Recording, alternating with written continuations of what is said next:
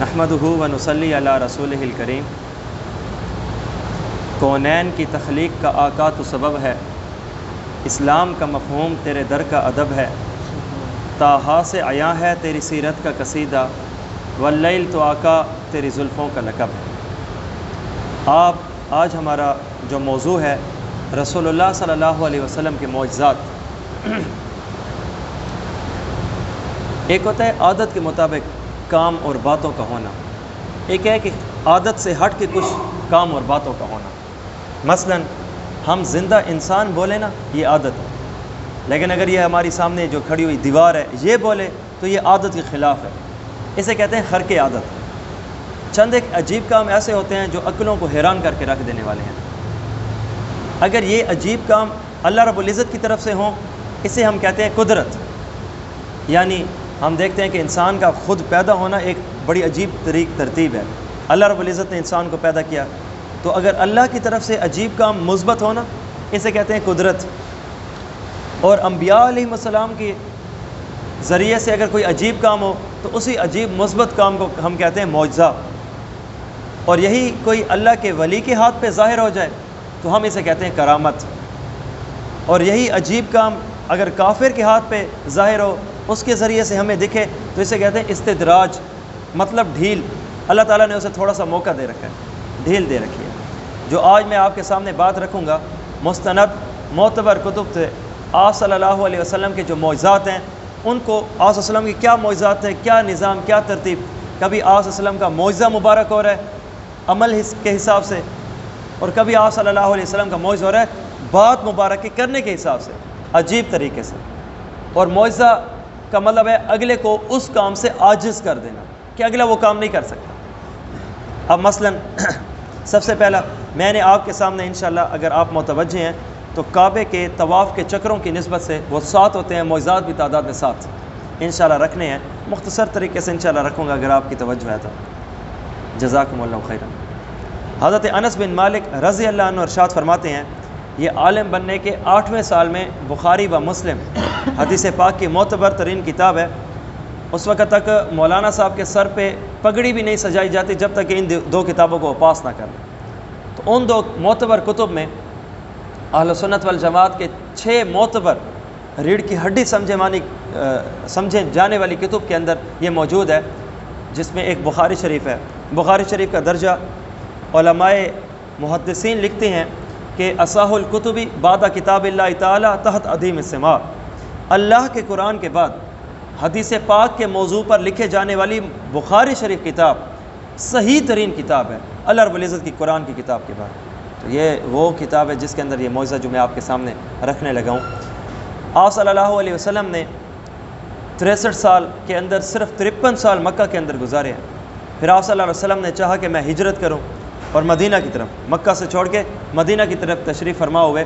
تو جب وہ سفر فرمانے لگے تھے تو دشمن بھی پیچھے آ گئے تھے، تو آپ صلی اللہ علیہ وسلم 3 دن روپوش ہوئے ہیں، اور ایک غار ہے جسے ہم غار ثور کہتے ہیں، اس کے اندر آپ صلی اللہ علیہ وسلم 3 دن رہے، وہاں پہ چھپے تاکہ دشمن ہمیں پکڑ نہ سکیں۔ تو ایسے موقع پہ پورے مکہ کے اندر کھلبلی مچ گئی کہ ابو بکر صدیق اور رسول اللہ صلی اللہ علیہ وسلم غائب ہیں، دکھ نہیں رہے، نظر نہیں آ رہے۔ تو تمام در کفار مکہ نے تمام چاروں کے چاروں سمت کی طرف اپنے دشمنوں کو بھیج دیا، اپنے بندوں کو بھیج دیا کہ ابو بکر صدیق کو یا رسول اللہ صلی اللہ علیہ وسلم کو پکڑ کے لے کر آئیں۔ اور فی سر پہ 100 اونٹوں کی قیمت لگا دی گئی کہ اگر نبی علیہ السلام کو زندہ یا مردہ لے کر آؤ یا ابو بکر صدیق کو اس حالت میں لے کر آؤ، 100 اونٹوں کا انعام۔ اچھا، یہاں پہ جب میں نے یہ پڑھا نا، آپ ذرا توجہ کریں، جو نبی علیہ السلام کے سر مبارک کی قیمت ہے 100 اونٹ، وہی ابو بکر صدیق کی قیمت ہے۔ ان کو پتہ ہے کہ نبی علیہ السلام ابو بکر صدیق ایک مل گیا دوسرے مل جائیں گے، یعنی جہاں پہ بھی ہے نا وہ ایک ہوں گے۔ صرف کفار مکہ کو پتہ یہ چلا تھا کہ آپ صلی اللہ علیہ وسلم مکہ میں نہیں ہیں، اور انہوں نے اندازہ خود بخود لگا لیا کہ ابو بکر صدیق بھی نہیں ہوں گے، اور آ کے دیکھا تو ابو بکر صدیق بھی نہیں تھے۔ تو جو یعنی کفار کی نظر میں جو اہمیت رسول اللہ صلی اللہ علیہ وسلم کی ہے اپنے ایز اے دشمن ہونے کی، اسی حیثیت سے ابو بکر صدیق کو دیکھتے ہیں۔ دشمن بھی جانتا ہے کہ ایک ہے۔ تو جب یہ تشریف فرما ہوئے تو آگے آپ صلی اللہ علیہ وسلم ہے اور ابو بکر صدیق ہے، غار ثور کے اندر ہے۔ یہ ایک الگ الگ حدیث مبارک کی کتاب ہے جس کے اندر یہ باتیں لکھی ہوئی ہیں۔ جو آخر کا معجزہ وہ تو میں انشاءاللہ آپ کے سامنے رکھنے لگا ہوں۔ تو ابو بکر صدیق نے چاہا کہ یہ جو اس غار کے اندر ہم رہ رہے ہیں تو کہیں یہاں پہ کوئی موذی نہ آ جائے, یہاں پہ کوئی سانپ نہ آ جائے اور رسول اللہ علیہ وسلم کو ڈس نہ لے. تو ابو بکر صدیق نے عرض کی, یا رسول اللہ آپ باہر ٹھہریے, میں اندر جاؤں گا, صفائی کروں گا, اور جو تکلیف دہ موذی چیزیں ہوں گی اس کو ہٹاؤں گا. جب مجھے تسلی ہو جائے گی نا, پھر اس کے بعد آپ کو اجازت دوں گا کہ آپ اندر تشریف فرما ہو جائیں آپ کی نفع کی خاطر. یہ وہ مبارک سفر تھا کہ جس کے اندر ابو بکر صدیق ہیں رضی اللہ عنہ بغیر قمیص کے تھے, کیونکہ جب غار کو دیکھا تھا نا تو کئی جگہوں سے وہ جو ہے نا اس کے اندر سوراخ تھے. تو ابو بکر صدیق نے محسوس کیا کہیں یہ اس جگہ سے سانپ نہ آ جائے, کوئی زہریلا کوئی جانور نہ آ جائے اور نبی علیہ الصلوۃ والسلام کو ڈس یا تکلیف نہ دے دے. تو ابو بکر صدیق نے اپنی پگڑی مبارک کو کھولا, پھاڑا اور اس سوراخوں کو بند کیا. پگڑی ہو گئی پوری اور سوراخ رہتے ہیں, اپنی قمیض مبارک کو پھاڑتے ہیں. انتہا کی وفاؤں کے سمندروں میں اتر کے جو محبت ہے نا, اس شخصیت کا نام ابو بکر صدیق ہے. وفاؤں کے سمندر اور پہاڑ کیا ہے, وفاؤں کے آسمانوں کو صدیق اکبر کہتے ہیں. تو اپنی قمیض کو بھی پھاڑ لیا. پھر اس کے بعد ابو بکر صدیق رضی اللہ عنہ نے اپنی گود مبارک کے اندر رسول اللہ صلی اللہ علیہ وسلم کا چہرہ مبارک رکھوایا, سر کو لٹوایا اور نبی علیہ الصلوۃ والسلام آرام فرما ہوئے. اور ایک سوراخ ابھی بھی بچ گیا تھا اور قمیض ہو گئی پوری. تو ایک سوراخ کے آگے ابو بکر صدیق نے اپنی ایڑی دے رکھی تھی, کہیں آگے اگر کوئی زہریلا آ جائے تو وہ مجھے ڈسے, نبی علیہ السلام کو کچھ نہ کہے. تو یہاں سے ایک زہریلا سانپ آتا ہے اور ابو بکر صدیق کو ڈستا ہے. تو ابو بکر صدیق نے دیکھا اگر میں آہ کروں آواز نکلے گی, رسول اللہ صلی اللہ علیہ وسلم پہلے بھی تکلیف کے اندر ہے, ان کی نیند نہ خراب ہو, اپنے آپ کو سہتے رہے. یعنی ایک تکلیف بھی صحیح اور آہ بھی نہ کیا. اب درد تھا, کہیں سے تو نکلنا تھا نا, منہ سے آہ بن کے نہ نکلا, آنکھ سے آنسو بن کے نکل آئے. اور مشکات شریف کی واضح طور پہ یہ روایت گواہ ہے کہ ابو بکر صدیق کا نکلنے والا مبارک آنکھ سے مبارک آنسو رسول اللہ صلی اللہ علیہ وسلم کے رخسار مبارک پہ گرائے. آواز سے نہیں تو آنسو سے اٹھ پڑے. ابو بکر کیا ہوا, یہ حالت, یا رسول اللہ لگتا ہے کسی موذی نے کاٹ لیا. تو دیکھا نبی علیہ الصلوۃ والسلام نے کہا کہ یہ ڈنگ لگا ہوا ہے. تو نبی علیہ الصلوۃ والسلام نے اپنا لعاب مبارک یہاں پہ لگایا. تو ابو بکر صدیق کہتے ہیں واللہ درد کیا ہوتا ہے, ختم ہو گیا. اس سے پتہ چلا اللہ کے راستے میں اگر آپ مخلص ہو, آ رہی ہے نہ تکلیف, اللہ رب العزت آسانی فرمائیں گے. ایسے موقع پہ اللہ کے, اور یہ سارے معجزات وہی ہیں کہ اللہ کے لیے تکلیف اٹھائی ہوئی, وہ تکلیف انتہا میں آ کے عید بن جاتی ہے رمضان کے بعد جیسے. تو اس موقع پہ نا جو یہ معجزہ اس حدیث میں لکھا ہوا ہے وہ یہ ہے, یہ میں نے آپ کو صرف معجزہ نہیں, معجزے کا پس منظر بتایا. اب دشمن پہنچتے پہنچتے اس جگہ پہ آپ پہنچے اور ابو بکر صدیق غار تھوڑا آگے بڑھ کے یہ نیچے اتر کے, ابو بکر صدیق اور عمر فاروق, ابو بکر صدیق اور رسول اللہ صلی اللہ علیہ وسلم خود دیکھ رہے ہیں کہ سامنے دشمن کھڑے ہیں. اب یہ اگر تھوڑا سا یہ گردن جھکا کے نیچے بیٹھیں گے, اپنی آنکھوں سے ابو بکر رسول اللہ علیہ وسلم کو دیکھ لیں گے. تو ایسے موقع پہ آرام کی آواز سے ابو بکر صدیق تھوڑے سے گھبرائے اور عرض کی یا رسول اللہ یہ دشمن تو سر پہ آ پہنچا ہے, اب یہ بس یہ تھوڑا مڑے گا, تھوڑا جھکے گا, آنکھوں سے ہمیں دیکھ لے گا. تو اب اس موقع پہ رسول اللہ صلی اللہ علیہ وسلم کا جملہ سنیے. یعنی یہ جو اللہ والے ہوتے ہیں یا جو اللہ کے نبی ہوتے ہیں, ان کا تکلیف کے موقع پہ بھی سینہ بڑا مضبوط ہوتا ہے. قرآن پاک سورۃ توبہ اس آیت کی گواہ ہے, اس واقعے کی.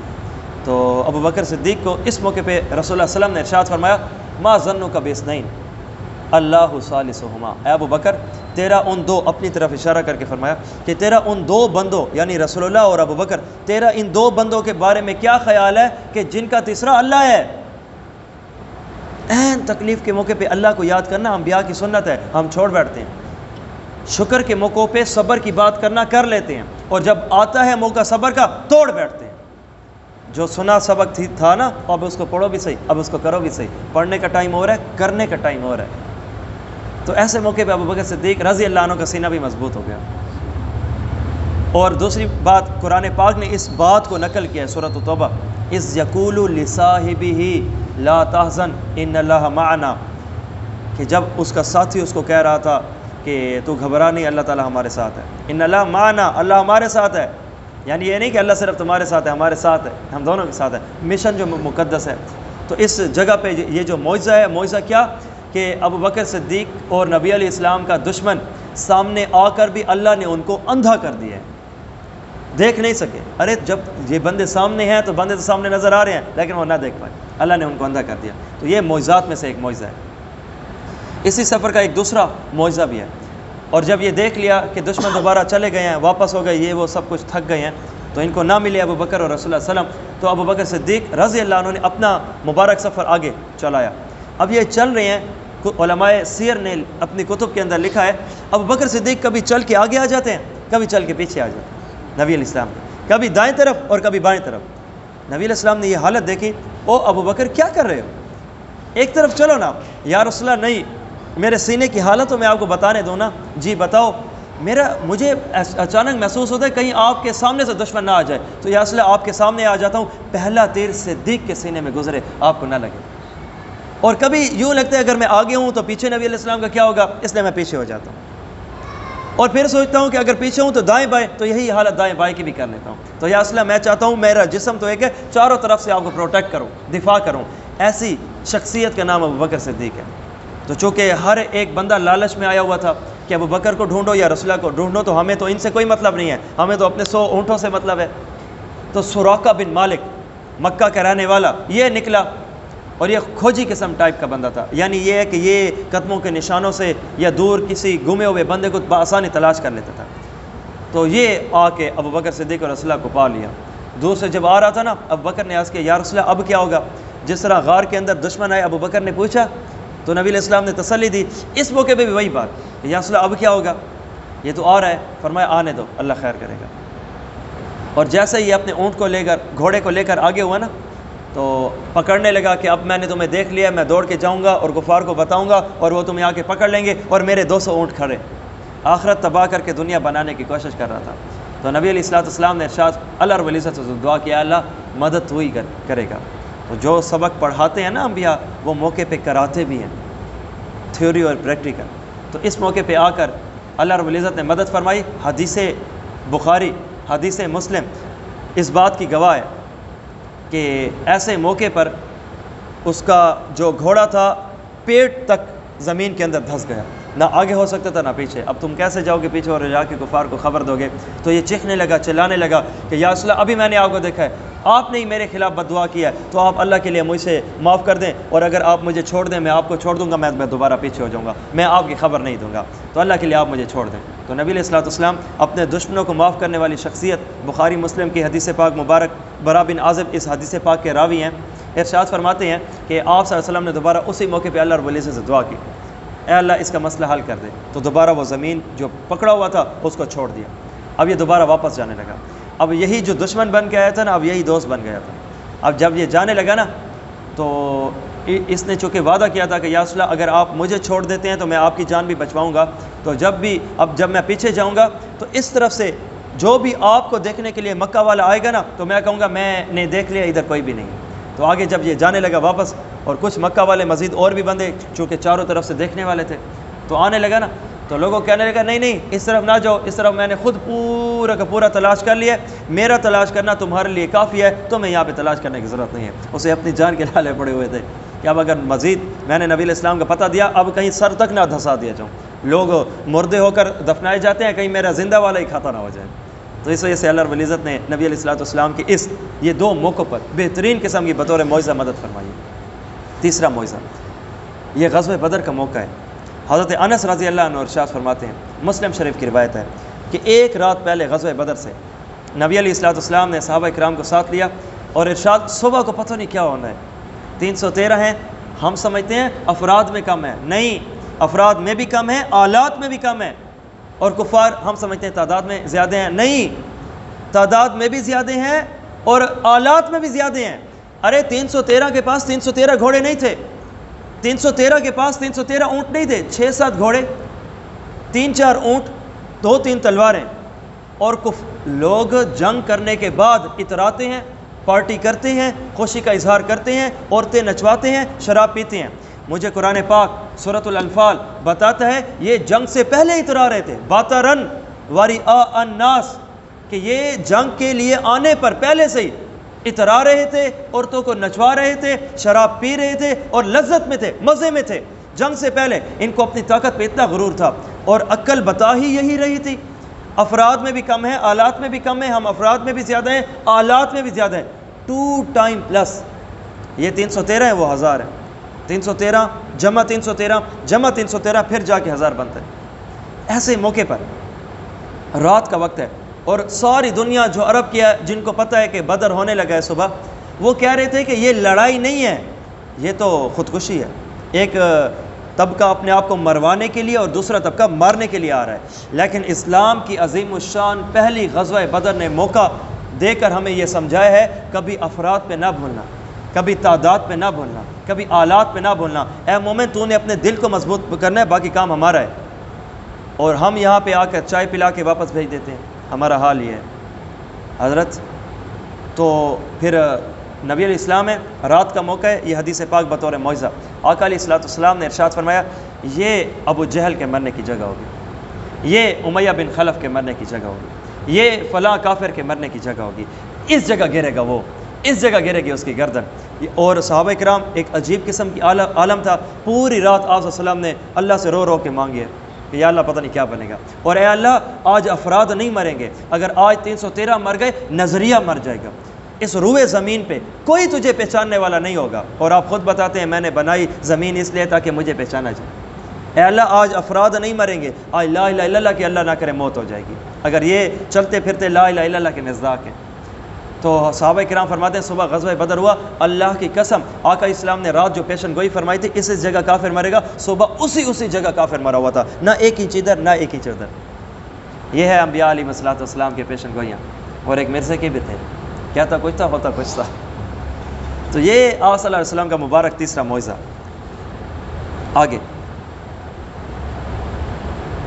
حضرت برا ہیں، بخاری کی روایت ہے، حضرت عبداللہ بن عتیق رضی اللہ عنہ ایک غستاخ تھا، بدتمیز تھا، بد تہذیب تھا، ابو رافع۔ نبی علیہ السلام نے فرمایا یہ بالکل غستاخ ہے، اور غستاخ رسول کی سزا سرطن سے جدا، اس کو کون مارے گا؟ عبداللہ بن عتیق رضی اللہ عنہ نے فرمایا یا رسول اللہ میں ماروں گا۔ تو نبی علیہ السلام نے فرمایا ٹھیک۔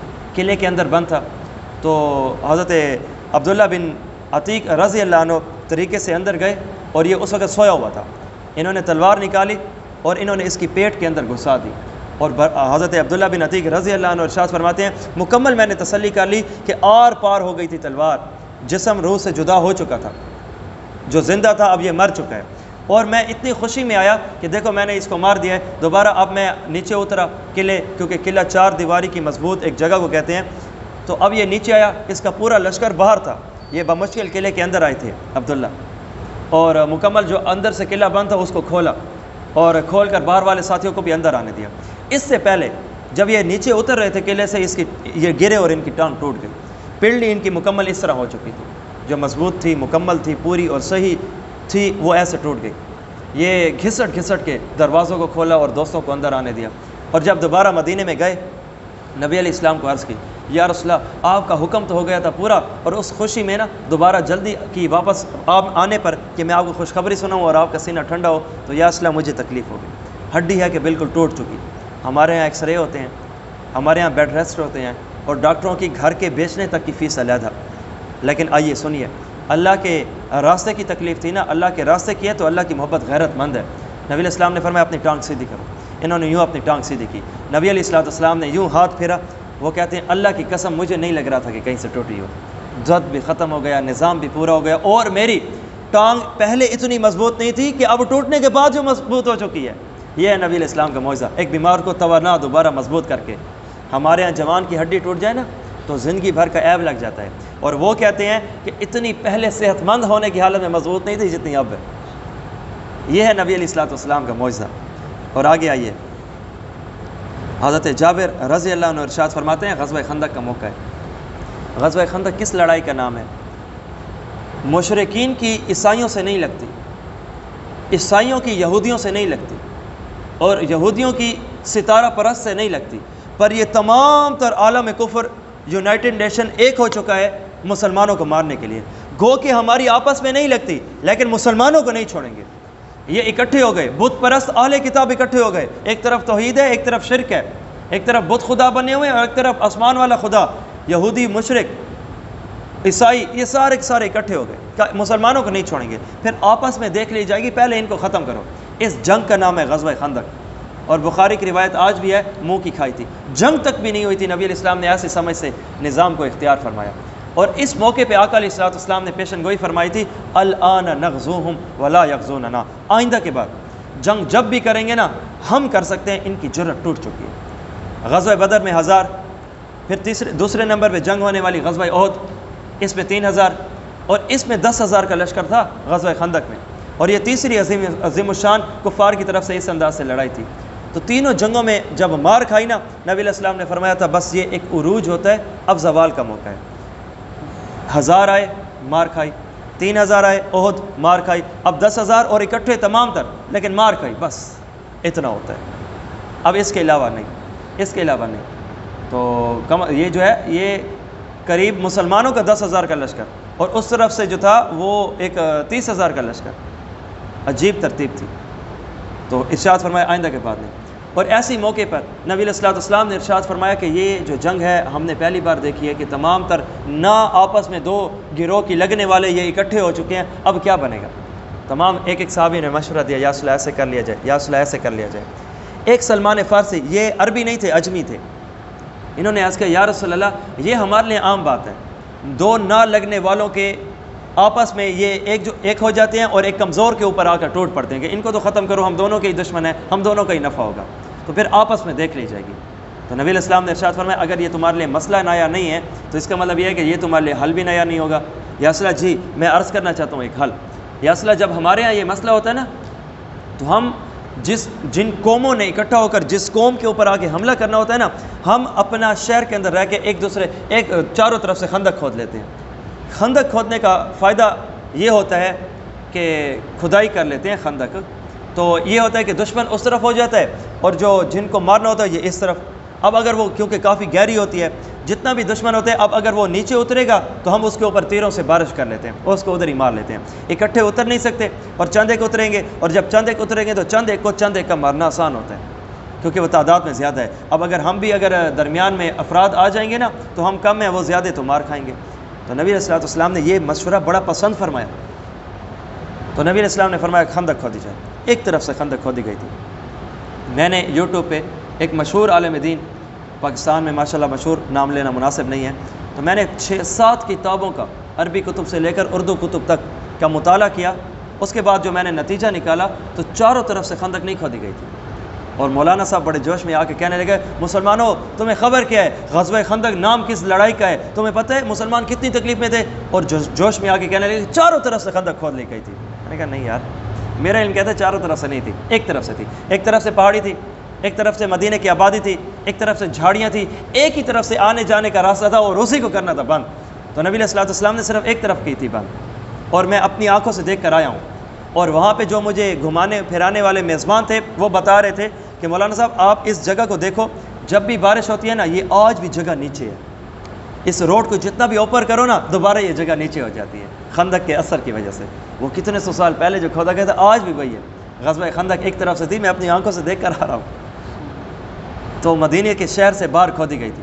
1000 کا لشکر ہے جو علیحدہ علیحدہ 10-10 20-20 یا 100 بندوں کو تقسیم کر کے نبی علیہ السلام نے فرمایا تھا تمہارے ذمہ اتنی خندق، تمہارے ذمہ اتنی خندق، تمہارے ذمہ اتنی خندق۔ اور عالم یہ تھا کہ کھانے پینے کو کچھ نہیں ہے۔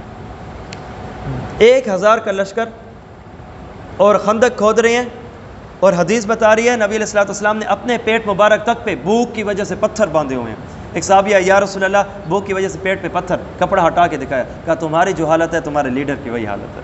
ایسا نہیں ہے کہ ہمارے گھروں میں بجلی ہے اور تمہارے گھروں میں نہیں ہے، ایسا نہیں ہے کہ ہمارے گیس کے پائپ لگے ہوئے ہیں تمہارے نہیں ہیں، جس تکلیف میں مبتلا تم ہو ہم اسی تکلیف میں ہیں۔ ایسا نہیں ہے کہ کوئی لنڈن میں گھوم رہا ہو ہمارے یہاں تکلیف ہو، ایسا نہیں ہوتا۔ تو نبی علیہ الصلوۃ والسلام کو یہ ترتیب دیکھی گئی۔ تو ایک صحابی تھے حضرت جابر رضی اللہ عنہ، یہ اپنی بیوی سہیلہ بنت معوذ کے پاس گئے، کہا ہم تاروں میں چاند کی حیثیت اپنی ہے، نبی علیہ السلام کو کیوں بھوک لگی ہوئی ہے؟ چلو ہمارا بنتا ہے، ہم کارکن ہیں، بنتا ہے۔ جب لیڈر مخلص ہو نا تو کارکن میں غیرت اور جوش آتا ہے کہ ہمارے لیڈر کو تکلیف نہیں ہونے دیں گے، لیکن جب اپنا لیڈر خود ہی سوچنے لگ جائے نا تو کارکن اپنی سوچتے ہیں۔ سمجھ آ رہی ہے؟ تو اس موقع پہ حضرت جابر بن عبداللہ رضی اللہ عنہ نے اپنی بیوی کو کہا کہ کچھ کھانے کو ہے؟ کہا یہی تھوڑی سی چھوٹے سا بکری کا بچہ ہے، بس یہی کچھ ہے جو ہمارا بس تکلیف کے آنے پر ہم نے اسے ہی اپنے پاس رکھا ہوا تھا۔ کہا ذبح کرو، اس سے بڑی تکلیف کیا ہے کہ نبی علیہ السلام کو تکلیف ہے۔ ذبح کیا اور چند ایک بندوں کا کھانا تھا۔ اب 1000 کا لشکر ہو، 3 دن سے بھوکے ہوں اور ایک چھوٹی سی بکری ہو، 1000 میں کیسے کافی آئے گی؟ جی 313 تھے۔ روایات الگ الگ ہیں، جو یہ مشکات کی روایت 1000 بھی بتا رہی ہے، اصل میں یہ جو افراد تھے نا غزوہ خندق کے عین لڑائی کے موقع کی تعداد اور ہے، اور جو خندق کھودی جا رہی ہے ان کی تعداد اور ہے، الگ الگ موقعوں پر الگ ہے، کیونکہ جنگ 3 گھنٹے کا نام نہیں ہے، پہلے زمانے میں الگ الگ ترتیب، یعنی الگ الگ موقعوں پہ الگ الگ نظام تھا، خندق والا اور ہے۔ تو یہ ہے کہ علماء سیر نے علیحدہ علیحدہ لکھا ہے، اس پہ میں بڑی تفصیل کو کم کر رہا ہوں، میرا 1.5 گھنٹے کا بیان ہے، آپ بیٹھے تھے نا اس کے اندر، تو انشاءاللہ آگے ربیع الاول آ رہا ہے تو ایک ایک موضوع کو چلائیں گے اور بتائیں گے کیا نظام تھا اور کیا ترتیب تھی۔ تو یہ جب خندق کے لیے ہوا تو حضرت جابر آتے ہیں، یا رسول اللہ کہ بکری ہم نے بھون رکھی ہے اور پکا رکھی ہے اور تھوڑا سا ایک جو کا آٹا نظام ترتیب ہے، تو آپ اور چند ایک جو آپ کے قریبی احباب ہیں ان کو لیجئے اور آ کے کھائیے۔ تو نبی علیہ الصلوۃ والسلام نے ایسے موقع پر ارشاد فرمایا کہ او خندق والو، حضرت جابر نے تم سب کی دعوت کی ہے۔ یہ پریشان کہ میں نے نبی علیہ السلام کو عرض کیا کہ آپ کے لیے یا چند ایک مخصوص افراد جو آپ کے پاس ہیں، اور آپ نے سب کو یہ دوڑ کے دوبارہ حضرت سہیلہ بنت معاویہ کے پاس چلے گئے اور عرض کی یا رسول کہ دیکھو کہ نبی علیہ السلام کو میں نے صرف دعوت دی ہے اور انہوں نے سب کو دعوت دے دی ہے، تو اب کیا بنے گا؟ اس زمانے کی عورت کا وہ دماغ ہے جو آج مرد کو بھی شرما دے، کیا خوبصورت اس عورت کی سوچ و سمجھ۔ کہا کون لا رہے ہیں؟ کہا نبی علیہ السلام۔ کہا لانے والے ہی پھر اس چیز کی فکر کریں گے، اللہ خیر کرے گا۔ جب لا رہے ہیں نا سمجھ کے لائے ہوں گے، لیڈر ایسے نہیں ہیں۔ ہم نے تو کیا دیکھا ہے کہ 313,000 پہ غالب، ہم نے کیا دیکھا ہے کہ زبردست احد، ہم نے کیا کیا، تو یہ بھی ان میں سے ایک ہے، اللہ خیر کرے گا۔ حضرت جابر کو نبی علیہ الصلوۃ والسلام نے قریب کر کے ارشاد فرمایا کہ اپنی بیوی کو کہہ دو میرے آنے سے پہلے تک آٹا نہ گوندے، اور وہ جو ہانڈیا ہے وہ چولہے کے اوپر ہی رہے، اس کو ہٹانا نہیں۔ جیسے ہی نبی علیہ الصلوۃ والسلام آ گئے، تمام 1000 کا لشکر 3 دن سے بھوکے، چھوٹی سی بکری۔ نبی علیہ الصلوۃ والسلام نے ارشاد فرمایا کہ اب اپنی سہیلہ بنت معاویہ کو بیوی کو کہہ دو کہ اب بسم اللہ الرحمن الرحیم پڑھ کے شروع کریں۔ 2 شرائط، آٹا اب گوندو اور اب پکاؤ، اور ہانڈیا جو ہے اپنے چولہے سے نہ ہٹانا، ڈالتے جاؤ، اللہ کرے گا خیر۔ اور 1000 کے لشکر نے کھایا ہے، سالن ابھی باقی کا باقی۔ اور حضرت جابر کہتے ہیں جتنا مقدار میں سالن تھا کھانے کے بعد، اور وہ بھی 1000 کا، 3 دن سے بھوکے افراد کا، کھا بھی لیا، ابھی پورا کا پورا سالن ویسے کا ویسے پڑے۔ ہمارے یہاں دعوت کیا ہوتی ہے؟ کھائی نہیں ہے تو بھرا ہوا ہے، جب کھا لی تو سالن ختم ہو گیا اور پیٹ بھر گیا، لیکن یہ نبی علیہ الصلوۃ والسلام کا یہ وہ موقع تھا۔ تو اس پر بہت ساری باتیں ہمیں سمجھ آتی ہیں، جن میں ایک یہ ہے کہ عورت کی سمجھداری، یعنی مرد بیوی سے مشورہ کر سکتا ہے اگر وہ دیندار پلس سمجھدار ہو، اور آگے وہ جو مشورہ دیتی ہے کیا کمال کا، دیکھا کہ پریشان نہ ہو، جو لا رہے ہیں وہی جانیں گے، اللہ خیر کرے گا۔ دوسرا کہ لیڈر ایسا ہوتا ہے، کیسا ہوتا ہے کہ اگر بھوکا ہے تو اگلوں کے پیٹ کا بھی خیال کرے۔ یہ وہ خندق کا موقع تھا جس موقع پہ صحابہ کرام خوشی سے، پیٹ کی انتہا کی حالت ہے، ذرا رمضان ہم اپنا بھوک کا سوچیں، ہماری صبح سے شروع روزہ ہوتا ہے تو شام کو ختم ہے، اور 3 دن سے بھوکے۔ ایسے موقع پہ صحابہ کرام نے عرض کی کہ نحن الذین بایعوا محمد علی الجہاد ما بقینا ابدا، ارے ہم تو وہ لوگ ہیں نبی علیہ الصلوۃ والسلام کے بہت ساری بیعتوں پہ ایک جہاد کی بیعت کر چکے ہیں، مریں گے صحیح لیکن رسول اللہ کا دامن نہیں چھوڑیں گے۔ جب ایک طرف سے صحابہ کرام نے نبی علیہ السلام سے اظہار محبت یہ کیا نا، تو دوسری طرف سے نبی علیہ السلام نے فرمایا کہ اللہم لا عائش الا عائش الاخرہ، اے اللہ دنیاوی زندگی یہ بھی کوئی زندگی ہے؟ دنیاوی زندگی کچھ نہیں، آخرت کی زندگی اعلیٰ ہے۔ تو اے اللہ جب آخرت کی زندگی اعلیٰ ہے نا، فاغفر الانصار والمہاجرہ، اے اللہ میرے مہاجر دوستوں کو بھی بخش دے، میرے انصاری دوستوں کو بھی بخش دے۔ تو نبی علیہ السلام مہاجر ہیں، یعنی یہ صحابہ کرام جو ہیں یا مہاجر ہیں یا انصار ہیں، تو وہی شعر نبی علیہ السلام کی شان میں کہہ رہے ہیں اور وہ ان کی طرف سے کہہ رہے ہیں، یعنی صحابہ کرام کا دفاع کرنا نبی علیہ السلام کی سنت ہے، اور نبی علیہ السلام کا دفاع کرنا ختم نبوت زندہ باد صحابہ کرام کی سنت ہے۔ اللہ تعالیٰ ہمیں دونوں سنتوں کے اوپر عمل کرنے کی توفیق عطا فرمائے۔ چند ایک احباب ہیں، پوری دنیا سے سوالات دوست احباب نے کیے ہیں، تو میں نے ان کو سوالات مسئلے مسائل بتائے ہیں، تو آپ کے ساتھ اگر آپ کی اجازت ہو تو وہ شیئر کر لیتے ہیں، آپ کا بھی فائدہ ہو جائے گا۔ الگ الگ جگہوں سے الگ الگ دوستوں نے الگ الگ سوال کیے ہیں۔ تو ایک منٹ خلیل بھائی، پہلے اپنا یہ بسرا بوریا تو چاہو اتنی آواز آنے پہ یہ لگا لیں، یا جیسے بھی آپ کو آسانی ہو، میری طرف سے پابندی نہیں ہے۔ یہ ایک سوال کرتے ہیں کہ ہم سجدہ تو اللہ کو کرتے ہیں، تو ایک ہی طرف کیوں کرتے ہیں؟ کسی بھی طرف کر سکتے ہیں نہ، تو ایسا کیوں نہیں؟ عبداللہ ڈیرہ اسماعیل خان سے یہ شاید یہ پوچھنا چاہ رہے ہیں کہ مسلمان لوگوں کا ماننا ہے فَإِنَّمَا تُوَلُّوا فَثَمَّ وَجْهُ اللَّهِ، جب اللہ ہر طرف ہے تو سجدہ بھی ہر طرف ہونا چاہیے۔ میں آپ سے یہ پوچھتا ہوں کہ ہم سجدہ ہی کیوں کرتے ہیں؟ جواب یہ کہ اللہ نے کہا ہے تو جس اللہ نے ہمیں سجدہ کرنے کا کہا ہے نا، تو اسی اللہ نے ہی کہا ہے کہ تم قبلے کی طرف ہو جاؤ۔ اور اس سے ایک لاجک پوائنٹ بھی سمجھ آ رہا ہے، یونٹی، خوبصورت ڈسپلن۔ آپ دیکھو صحیح، جیسے ہی ظہر کا ٹائم ہوتا ہے پوری دنیا ایک کعبے کی طرف منہ کر کے کھڑی ہو جائے، کیا اتحاد اور کیا اتفاق ہے۔ تو ان دو عقلی طور پر اور نقلی طور پہ بات سمجھ آئی، اس لیے کہ اللہ نے ہی کہا ہے، جس اللہ نے ہمیں تعداد بتائی ہے، جس اللہ نے ہمیں وقت بتایا ہے، اسی اللہ نے ہمیں ترتیب بتائی ہے کہ کعبے کی طرف ہم نے نماز پڑھنی ہے۔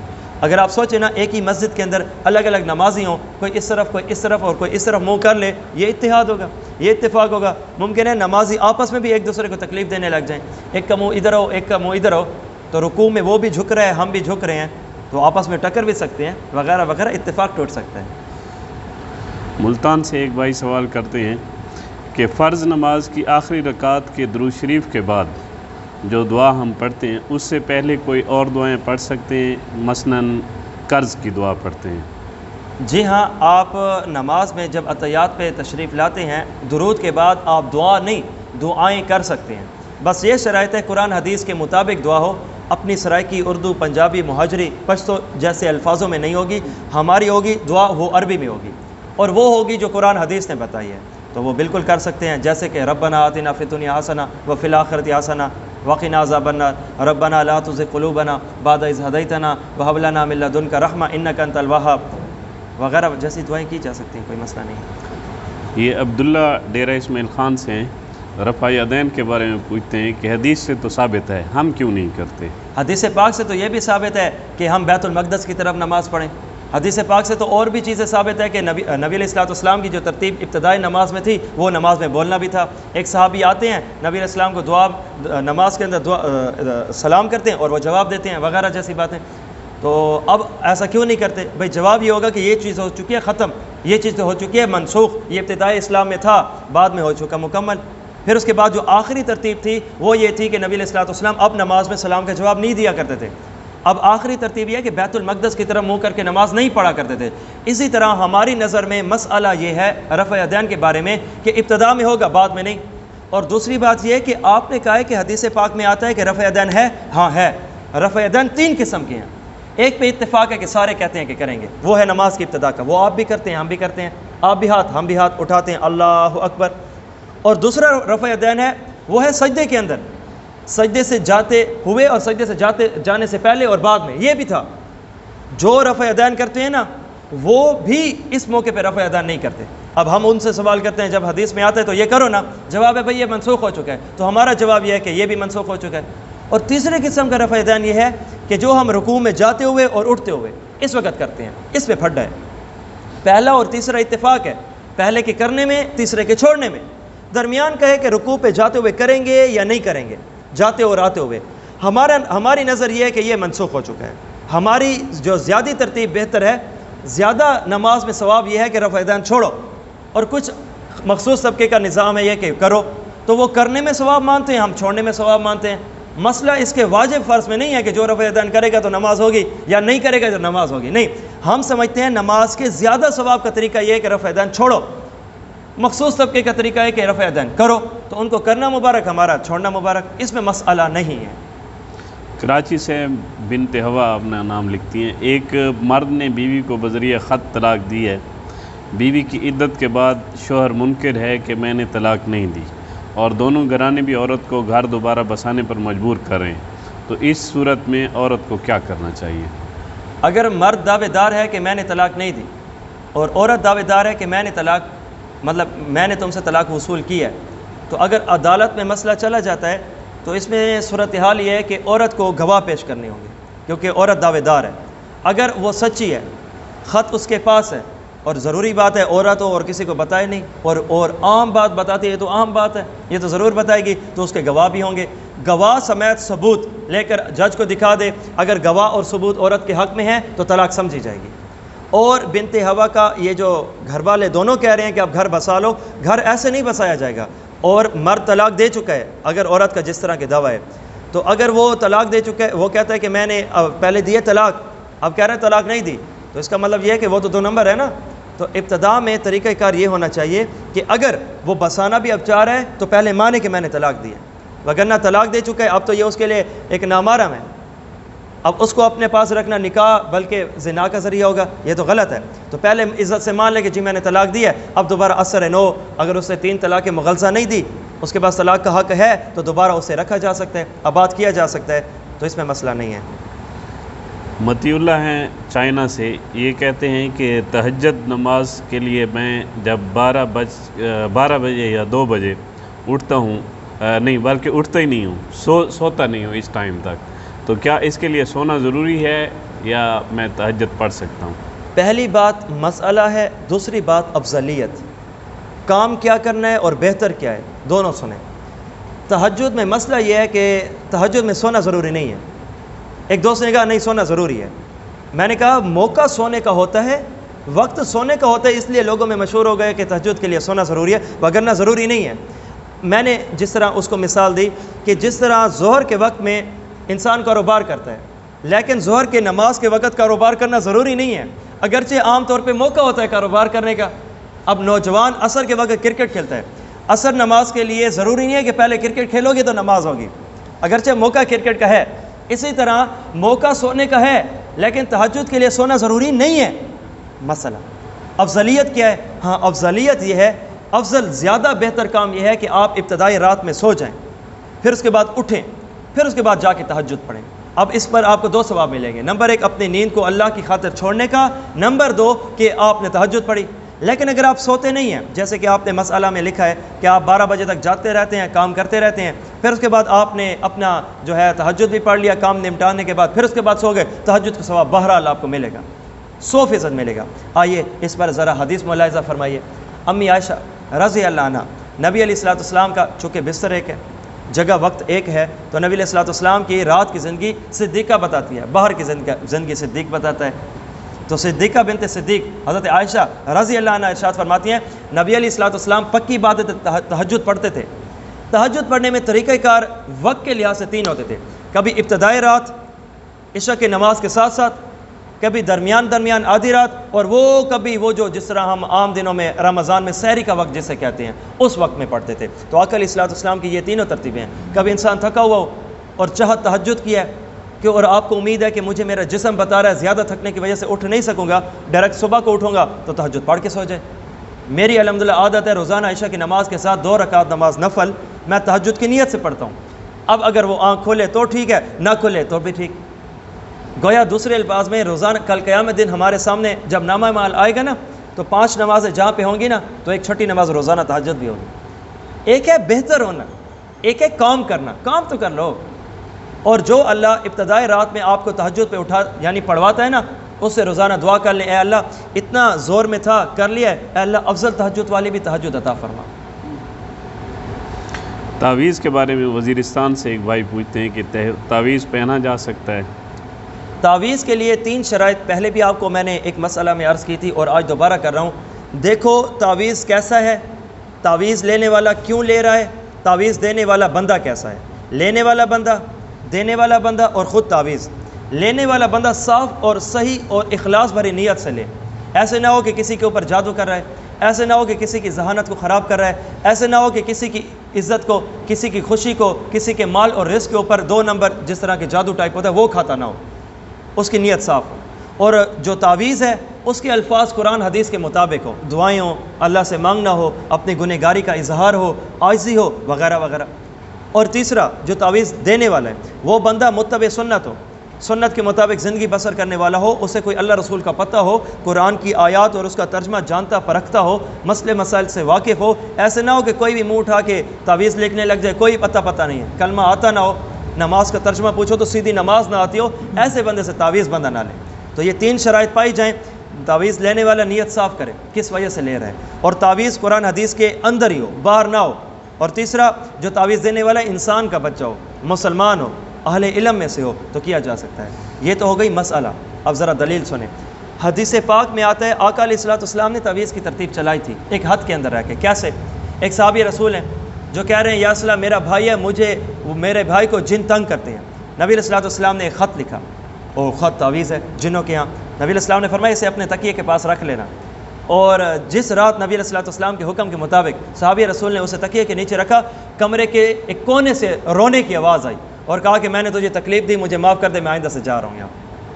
تو یہ تو ثابت ہے، یہ کیا جا سکتا ہے، لیکن شرائط کے اندر جو میں نے آپ کو عرض کی ہیں.